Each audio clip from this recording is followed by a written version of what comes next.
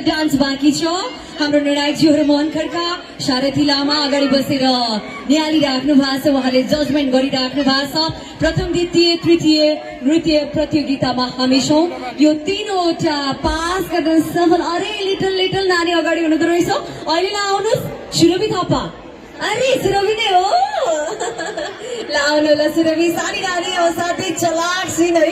धवलले सुरुवातको दिनदेखि नै यिनी नानी साह्रै चलाक छिन् भनेर मलाई सुरुको दिनदेखि नै भन्दै थियो। तर असाध्यै मिठो, एकै ठाउँमा बसेर भने सबै मुभमेन्ट गर्न सफल है। यो त अब निर्णायकज्यूहरूको हातमा हुन्छ। को हुने हो फर्स्ट, को हुने हो सेकेन्ड, को हुने हो थर्ड होइन। अहिले नै भने नृत्य प्रतियोगिताबाट सुरभि थापा।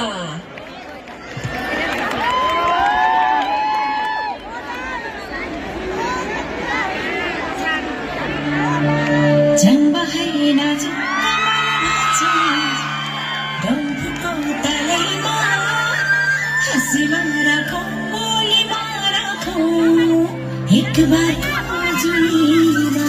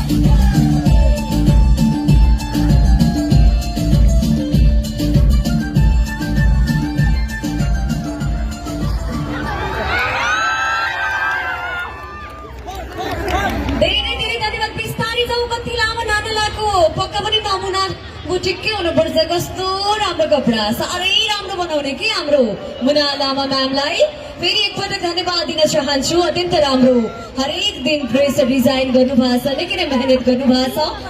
मुना लामा म्याम बेचु बोल्दै अनि हाम्रो नमुना बुटिकलाई धन्यवाद दिँदै अनि हाम्रो निर्णायकज्यूहरू मोहन खड्का, सारथी लामा दुईजनालाई अलि छिटो छिटो नतिजा ल्याउनुहोस् है। त्यसपछि फेरि सम्मान गर्नुपर्ने हुन्छ।